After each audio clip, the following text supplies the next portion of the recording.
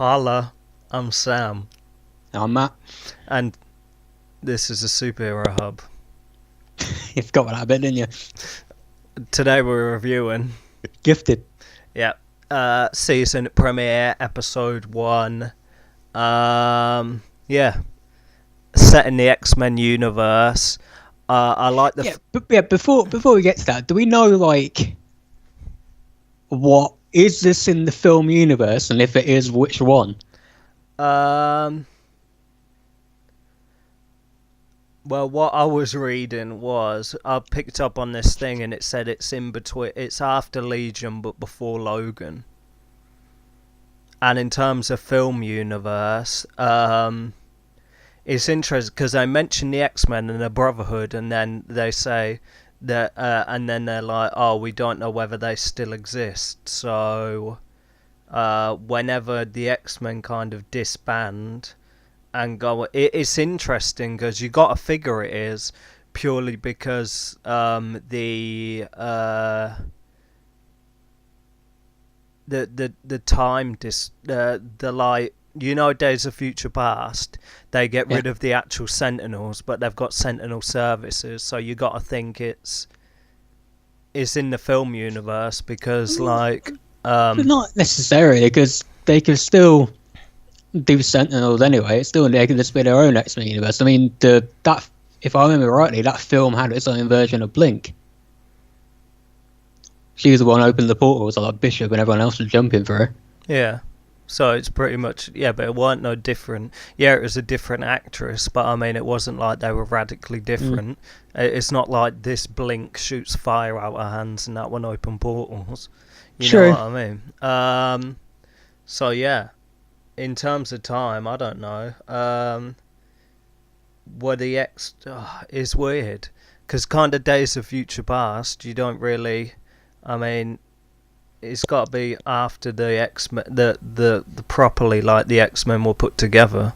Continuity in the X-Men film universe has been a mess anyway. I'd say just take it as, like, in the film universe, but, like, just after Legion. You know what I mean? Okay. Well, let's get to the show, because we could be here all week trying to dissect that. Yeah. I like the first starter bit. Yeah. What do you mean?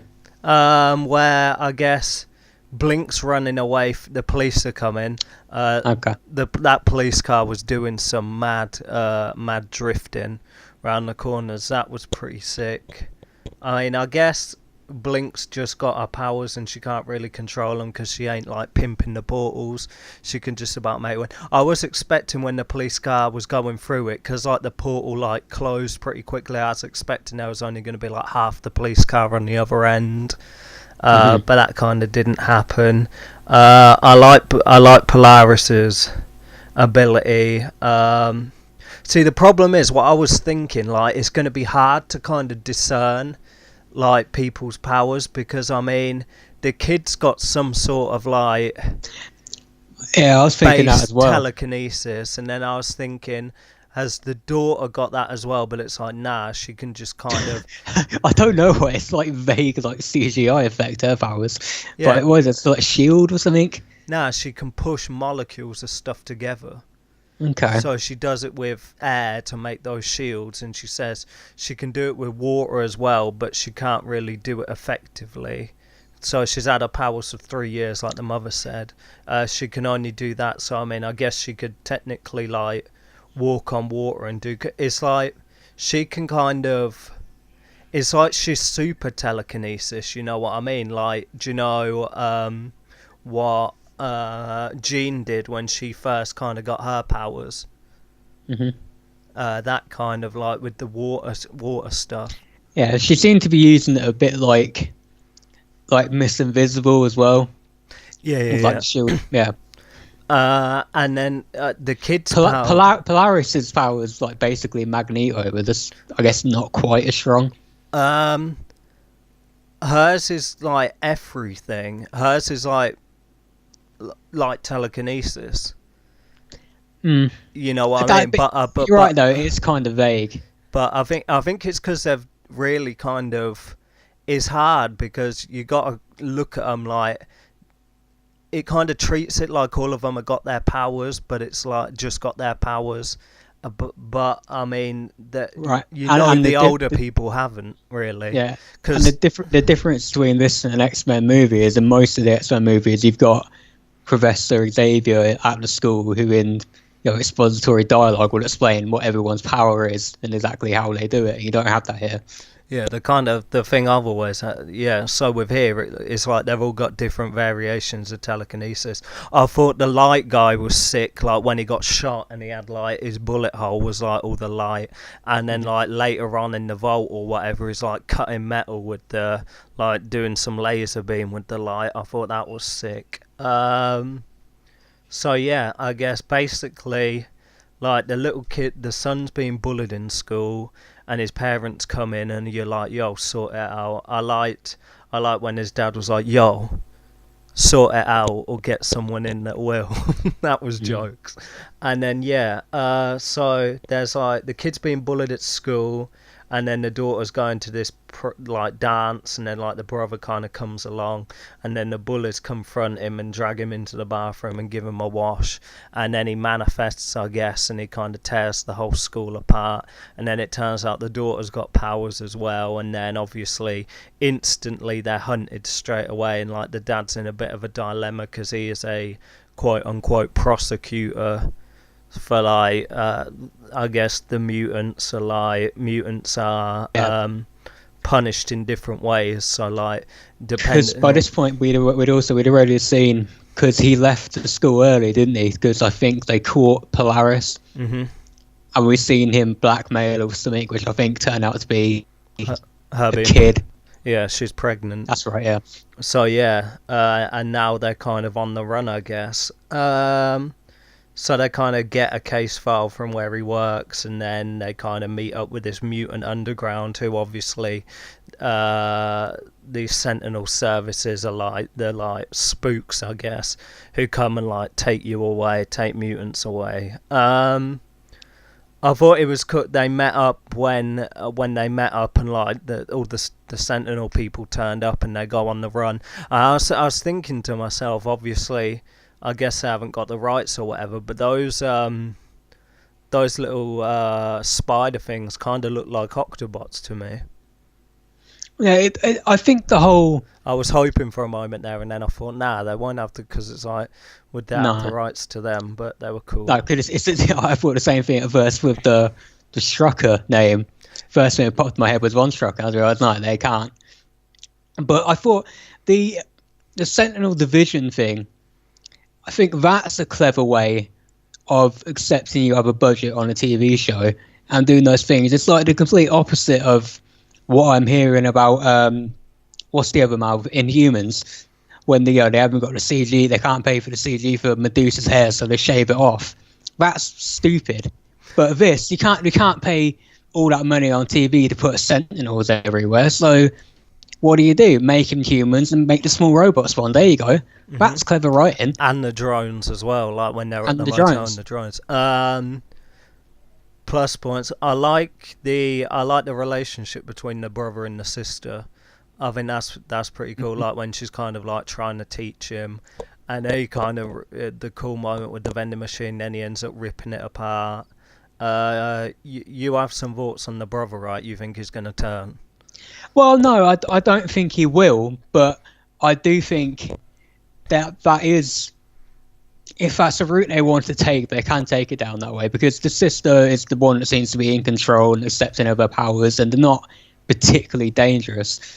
I think he has the makings for what could be a dangerous mutant, or even a villain if he wanted to. He has the kind of the story of the one that goes on to become, he's bullied, and so he lashes out. It's got, we were talking before, it's kind of like Chronicle or something. This kid who's continually bullied and doesn't get life and blah blah blah, and now suddenly he has the power to attack people. I don't think they'll do it, but I think potentially that's a story they could do. He rather than the sister, he's the kid that needs the X-Men, but they're not around to help him. Well, really, all he has to do is accidentally slip up. You know what I mean? And like accidentally kill someone, and then they all look at him like, yo, and then him kind of go that route. I'm expecting like on some level, like if he got split up from them, kind of like do you know at the end, like when Blink's teleporting them all, but she can't get the dad through. If that happened with him and he was by himself and he started like doing stuff on the down low, you know what I mean? Like bodies started turning up, and it was just like, oh. Or like he was left with like one of those Sentinel guys, and he just like consciously kills them but keeps them on the down low, like that kind of sinister stuff. I could see that going down. I do find it. I wonder. Of course, it's very. We only just covered the first episode, but I wonder long term where they could take it, especially with the government stuff. You know, do you eventually take it down a route where they work with the government, like X Factor or something? Or are they going to go more down the road of the Morlocks, where they're living underground and they're trying to avoid? Will the X-Men ever come in? Will it cross over? Will it cross over with the Legion? I don't see that happening, but yeah. See, that's interesting because they say the X-Men are gone away, and so have the Brotherhood. So it's like, what's happened there? You know what I mean? I get it fits in with Legion because obviously. Charles Xavier ain't around, so I mean, whether for that to happen, it'd have to be like David would really like bring all the people together and then make that the X-Men, and him being Legion's about Xavier's kid in the comic books, at least. Polaris is Magneto's kid. Is that going to come up? I'd say you might as well if you're keeping it away from the films. I mean, whatever. I mean, they haven't even decided whether flipping. I mean, they've kind of decided that Quicksilver is like the son of Magneto. So I mean, really, kind of, it's not no big thing. I don't know. In terms of the future, I don't know. I guess like the way you've got to look at it is it's like I guess the like this security kind of like. Do you know on Heroes when Emil Dango or whatever, do you know him? No. And he was like hunting all the enhanced people. I think it's just going to be like that, like the small gut, like the leader of the Sentinel Services, the bold man. It's just going to be them having the kind of chicken chase all around and everything. I can't see like one person becoming like a big villain. I mean, it'd have to be like the mutant. If it were a mutant v mutant thing, then I guess the Brotherhood would have to pop up, or something like a whack Brotherhood kind of thing with like one guy, like whatever. Yeah, but even then, it wouldn't really fit in with the Brotherhood's mantra. The only reason the Brotherhood fight the X-Men is because the Brotherhood want mutant supremacy. These people aren't, this family aren't running. These people are running from the government. If anything, they'd want the Brotherhood at this point. Anything else? Maybe not the parents, but the kids. I liked it. I thought it was good. I am intrigued where you go, and the movie thing does confuse me. I think we're better off maybe just putting them in a complete separate universe and not even addressing it. Because the other thing in the movies as well is, like you talk about Quicksilver. Quicksilver should be what, like 50 odd, 40 now?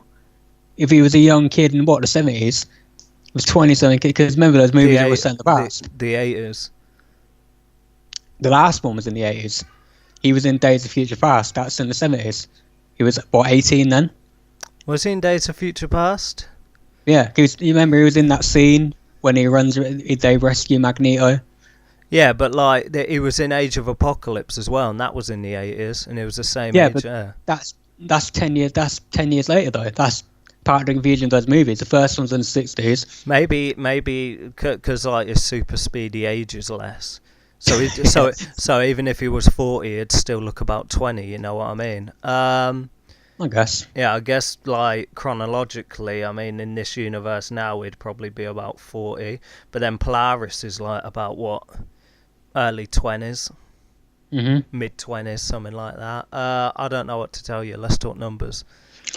We'll drop Easter eggs. I mean, Stan Lee's cameo, and like they have the sign, and it's like Texas Club or whatever, but like the T and the E ain't working, so it's just like X's Club. I thought Stan was gonna say something. Nah. He just kind of walked out, or would have I done. think it's best if he doesn't. Yeah, and then you're acting like some doddering old fool. I'm not being funny, but I mean, like, he is 90-year-old, isn't he? Yeah, but it's still got relevant stuff to say. And the ringtone, the Of goofy course. X-Men ringtone. Was there anything else you picked up? No, I'm sure we missed some stuff. But that's all I got. Unclassing the Octobots as an Easter egg. What did you really gonna call them Octobots? No, I'm not going to call them that, but that's what they are, aren't they, basically? I don't know, you know, If generic I robot was things. Fox, I'd just be like, they're spider drones. Sure. But ain't Spider-Man got them as well? Ain't them what them flying things were in Homecoming? I just wouldn't name them. So yeah, I thought it was cool the light blasting them, and then when the kid kind of gets his stuff together and rips them apart. I guess the dad's gonna get captured now, right? Yeah, but I wonder where. I think he has been captured, but Yeah, well, he told them that Polaris was in this main facility. He told them where the facility was, where she's being held. So if he gets taken there as well, I guess that team that teleported, they're gonna be going to this place and they're gonna get Polaris out, and I mean, get him out as well. So really, I mean, in 3 episodes' time, they're all gonna be together again anyway. So yeah, let's talk numbers. I'll give it an 8.5. yeah, me too. Hmm. I thought it was a good pilot. I think, early days, but so far with Legion and with this show, Fox are doing better than Marvel have with their TV shows. I think it's a strong start. I'll be interested to see where it goes. I'll be interested to see what they do with the kids. The kids are fine so far in terms of the chemistry and the thing, but really, I don't feel like I've seen much from the parents yet. At the moment, the kids are outshining the parents, and I want to see some more from that. No, because it is kind of vague with the dad as well, isn't it? It's like, how involved and how dirty did he get? I mean, yeah, if he gets if his gets taken by them now, it's going to focus on him singly, and then you've obviously it's going to focus on the mum dealing with the 2 kids and being with the other mutants as well. So I mean, I get this is them being separated now. Technically could be a chance for those 2 individually to shine to the point that when they get back together it'll be solid. It could, because depending on where they take the show, long term, I think the older the kids get, the more kind of irrelevant the parents will become. Yeah. So I don't know how they're going to handle that. I imagine they'll probably kill him off at some point. Especially the dad. Okay, that could be interesting considering their top billing, but I mean, who knows? I'm Sam. I'm Matt. And that is our review for The Gifted eXposed. See you next week.